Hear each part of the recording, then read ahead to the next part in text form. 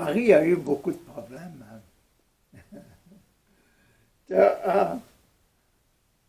C'est intéressant de voir comment Marie et Joseph, tu vois, Joseph qui a accepté que Marie ait pris la décision de rester vierge là, pour le royaume, de rester chaste à cause de Dieu, pour aimer Dieu. Et comment cette chose-là, elle est exprimée dans les évangiles. Là. Elle est dans l'évangile de Matthieu, elle n'est pas dans l'évangile de Marc, elle est dans l'évangile de Luc, elle est aussi dans l'évangile de Jean. Vous allez me dire, ben, comment ça dans l'évangile de Jean? Ben, commençons par Matthieu. Matthieu, c'est un problème pour Joseph d'accepter de vivre avec Marie toute sa vie, là, sans avoir de relation avec elle, relation sexuelle. Voici comment Jésus-Christ est né. Marie, sa mère, mère de Jésus, était fiancée à Joseph, mais avant qu'ils aient vécu ensemble, Marie et Joseph, elle se trouva enceinte par la puissance du Saint-Esprit, pas par le sperme de Joseph, par la puissance du Saint-Esprit. Donc, Marie et Joseph, respect, amour de la décision de leur cœur, de la pureté de leur cœur, de l'amour, amour de choisir le bien tous les jours de leur vie, ensemble là. Or, par la puissance de l'Esprit, Joseph, son fiancé, avait accepté ça, avait étudié ça ensemble, leur vie future, était un homme pieux. Hein? Et ne voulait pas la dénoncer publiquement. Pourquoi dénoncer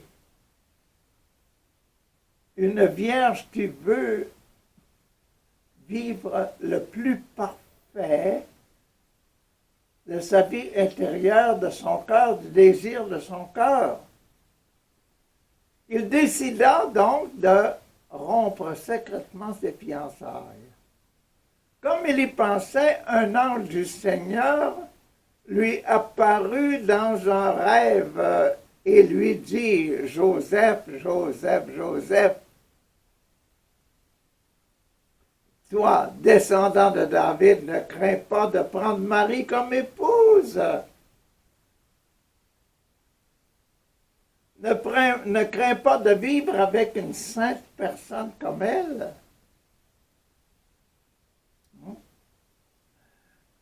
Car c'est par la puissance du Saint-Esprit qu'elle attend un enfant. Ce n'est pas un autre homme qui l'a rencontré. C'est la puissance de Dieu. C'est Dieu, comme moi aujourd'hui, je te parle dans un rêve, c'est Dieu qui a donné la vie à l'enfant dans le ventre de Marie.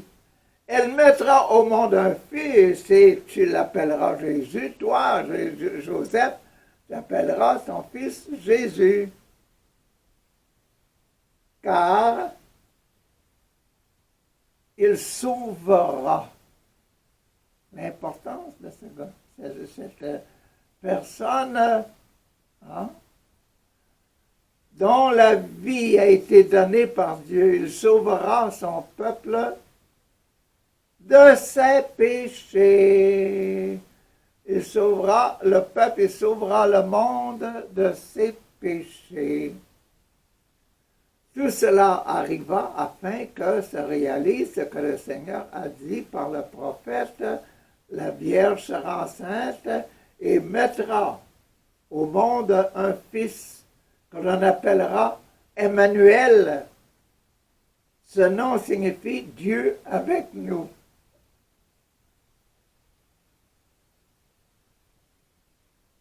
Quand Joseph se réveilla, il agit comme l'ange du Seigneur lui avait annoncé et prit Marie comme épouse.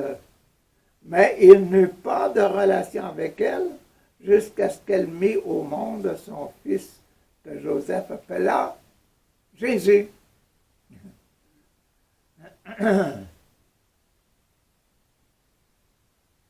Bon, c'est très, très bon. Ça, c'est dans l'évangile de Matthieu.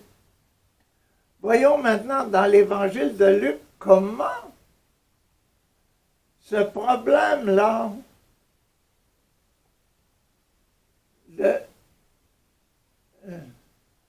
courtiser Joseph, Marie, Joseph va rencontrer Marie, Joseph, etc. Le respect, cette étude de leur responsabilité, de leur cœur, de leur disposition, leur vie future, comment est-ce que ça vient dans Luc? Dans Luc, c'est au chapitre 1er de Luc, le chapitre 1er de Luc, et un ange annonce la prochaine naissance de Jésus. C'est bon aussi, hein? Le 6e mois. Dieu envoya, sixième mois, c'est pour la cousine Élisabeth. Ça. Et, est-ce que c'est ça que je... Bon, Dieu, le 6e mois, donc, d'Élisabeth, Dieu envoya l'ange Gabriel dans une ville de Galilée nommée Nazareth, chez une jeune fille fiancée à un homme appelé Joseph. Fiancés, les fiançailles, le temps des fiançailles. C'est un beau temps, le temps des amours. Et le temps du respect, hein? Le temps du respect, le temps de l'étude de comment on peut vivre ensemble toute une vie avec nos idées personnelles. Avec nos idées personnelles. Appelé Joseph, qui était un descendant du roi David, lui. C'est pour ça qu'on appelle Jésus fils de David, parce que Joseph a accepté de mettre Jésus dans la liste de ses enfants. Le nom de la jeune fille était Marie. L'ange entra chez elle et lui dit, « Je te salue. » Il lui dit, « Je te salue. » L'ange entra chez elle, lui dit, « Je te salue, toi, à qui Dieu a accordé une grâce. Le Seigneur est avec toi. Le Seigneur est avec toi. L'Esprit du Seigneur est avec toi. » Pas Yahvé est présent avec toi, là. Non, c'est l'Esprit. Dans ton cœur, l'Esprit du Seigneur, l'Esprit d'avoir un cœur pur, il est avec toi. Ton désir de garder ton cœur pur, il est avec toi. Marie fut très troublée par ces mots, et elle se demandait ce que pouvait signifier cette salutation. L'ange lui dit alors, « N'aie pas peur, Marie, car tu as la faveur de Dieu. » Parce que Yahvé t'aime beaucoup. Tu vas devenir enceinte, Marie, tu vas devenir enceinte. Quoi? Ils sont en train de se courtiser. Tu vas devenir enceinte et tu mettras au monde un fils que tu nommeras Jésus. Il sera grand. Et on l'appellera le Fils du Dieu très haut, le Fils de Yahvé. On l'appellera, le monde l'appellera, le Fils de Yahvé, le Fils de Dieu, parce que ce n'est pas le fils de Joseph. Il est dans la lignée de David à cause de Joseph, qui est devenu son papa adoptif.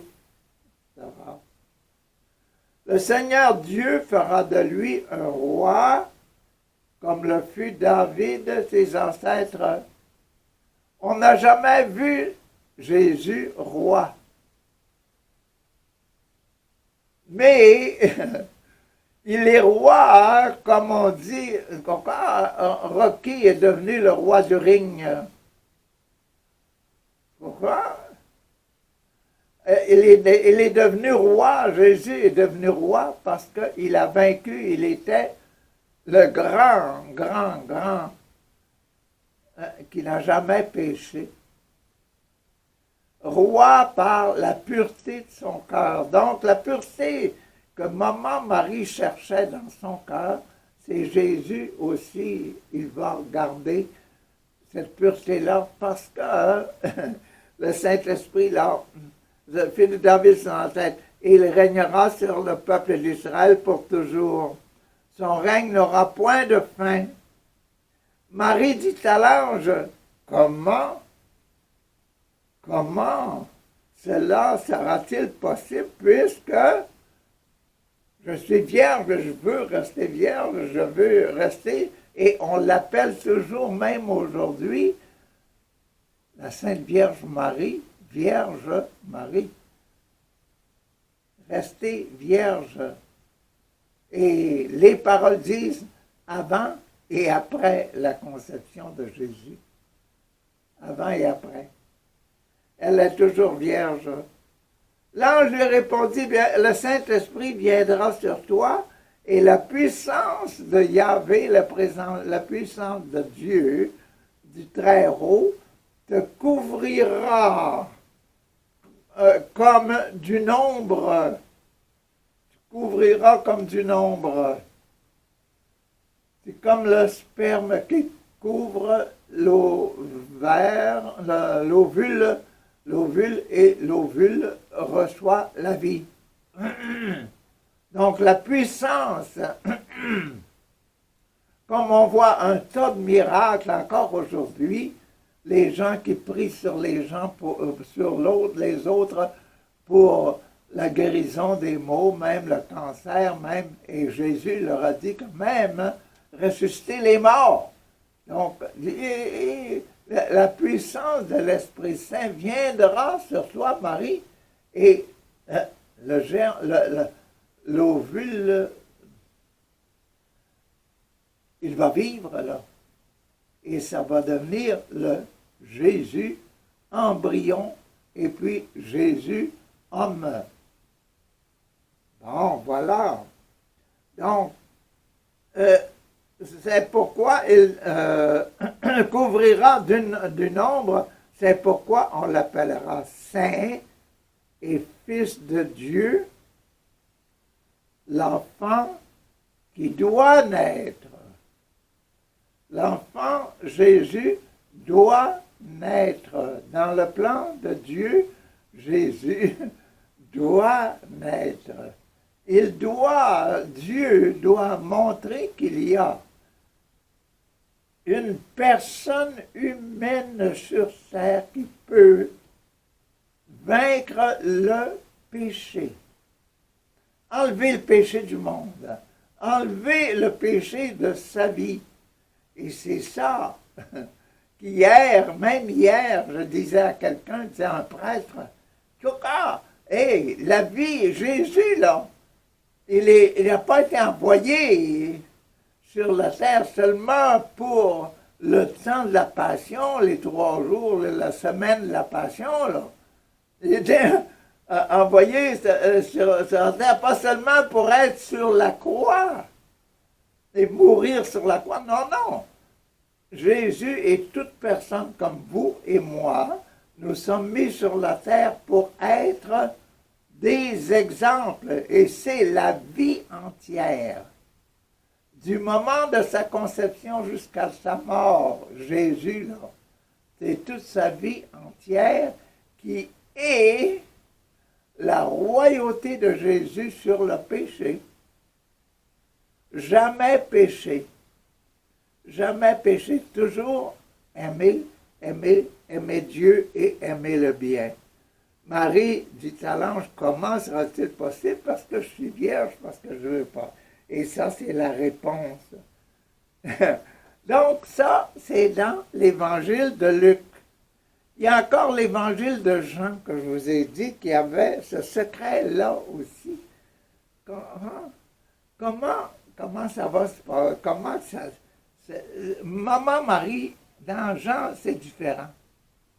Dans l'évangile de Jean, c'est un peu différent. C'est comment Marie devrait concevoir la vie, le pourquoi de Jésus. Pourquoi est-ce que Jésus est venu sur la terre, là? Hein? Pourquoi Dieu m'a choisi, moi, hein, Marie, pour devenir la mère de cet enfant-là? Qu'est-ce qui me tombe sur les épaules comme un gros fardeau à supporter pendant toute ma vie, là? Pendant toute ma vie, je vais suivre, supporter Jésus et donner toute l'éducation à Jésus. Donc, comment ça? Saint Jean, dans le premier chapitre aussi, le premier chapitre, on voit déjà cette qualité-là. Bon, la parole était dans le monde. Jésus était dans le monde. Dieu a fait le monde par elle, et pourtant le monde l'a pas connu. Le monde ne voulait pas reconnaître Jésus parce qu'il se disait enfant de Dieu. Et il est mort pour ça, parce que s'il disait Papa, Yahvé, c'est mon papa. C'est ça. Il était l'enfant de Dieu.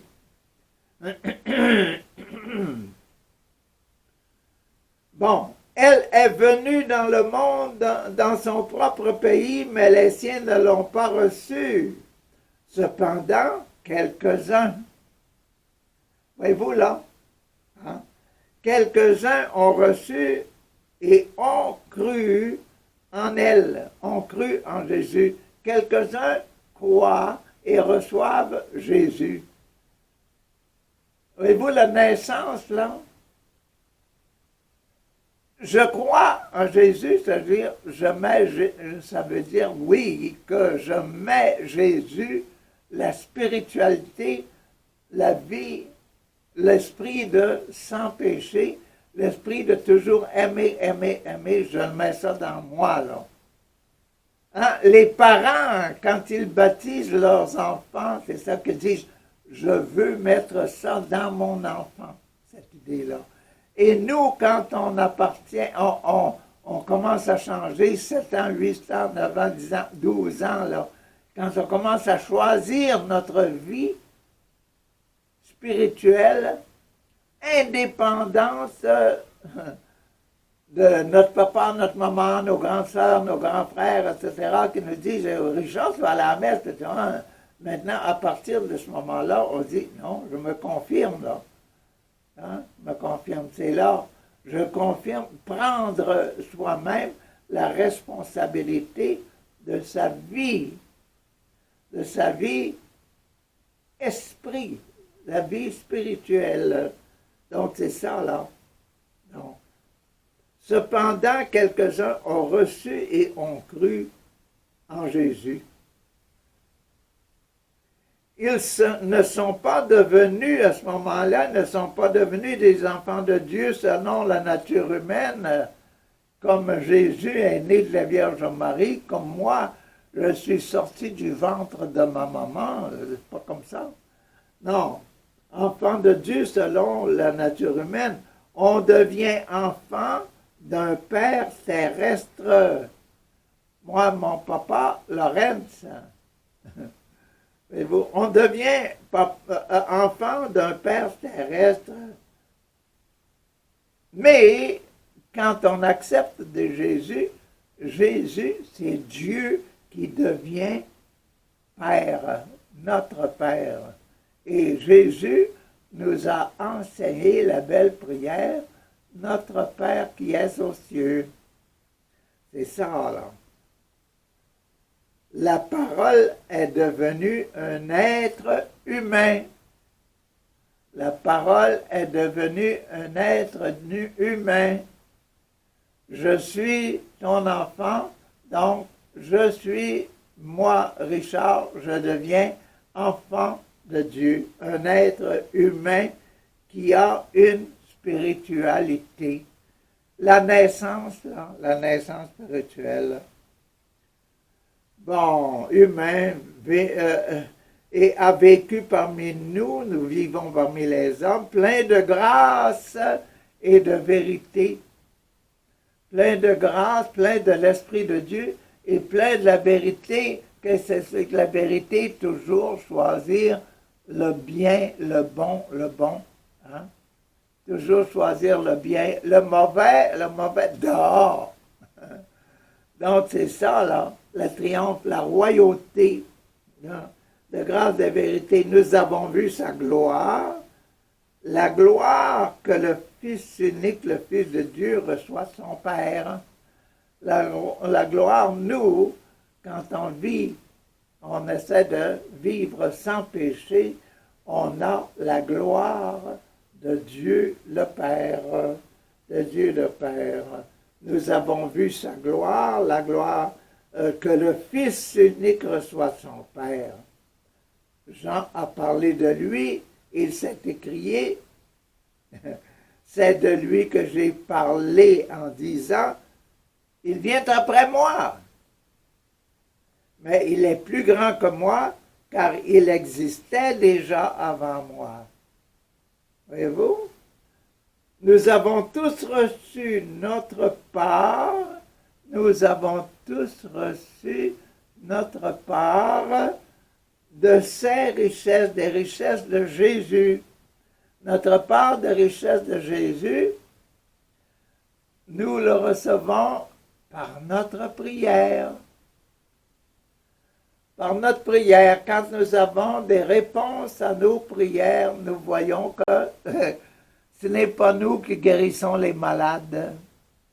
Ce n'est pas nous qui avons la paix, c'est Dieu qui nous apporte la paix. C'est Dieu qui donne la manifestation de sa présence partout. C'est Dieu qui nous donne, c'est Jésus qui nous donne les bonnes idées quand nous lisons les Écritures, etc. Dieu nous a donné la loi par Moïse, mais la grâce, le fait d'être sans péché, là, la grâce d'être sans péché, et la vérité, le bon, choisir le bon, choisir ce qui est bon, et la vérité, ils sont venus par Jésus-Christ, en Jésus-Christ. C'est Jésus-Christ qui est notre modèle. C'est formidable, hein? Personne n'a jamais vu Dieu, mais le Fils unique qui est Dieu et demeure auprès du Père l'a fait connaître. Donc, vous voyez que cette connaissance de Dieu, cette connaissance de Jésus, là, que Marie, Marie devait savoir, que Marie devait découvrir et que Marie devait réaliser en éduquant Jésus et en l'accompagnant durant sa vie. Formidable, formidable. Et Maman Marie, pas seulement Jésus qu'elle a accompagné, elle a accompagné Jean, le petit Jean, là. Jean, voilà ta maman. Marie, voilà ton enfant. Et Jean est devenu l'enfant de Marie. Et dans Jean, c'est nous. Nous sommes les enfants de Marie. Il faut qu'on se laisse éduquer, éduquer, éduquer. On doit grandir dans l'amour, l'amour du bien, l'amour de la justice et l'amour de la gloire d'un enfant de Dieu en s'adressant à la maman qui est toujours à la maison, qui nous écoute toujours. Merci, Papa mon Dieu, pour tout ça. Merci de mieux connaître notre maman Marie, près de ce 8 décembre, là, la fête de l'Immaculée Conception. Merci, merci, merci, merci, et au revoir.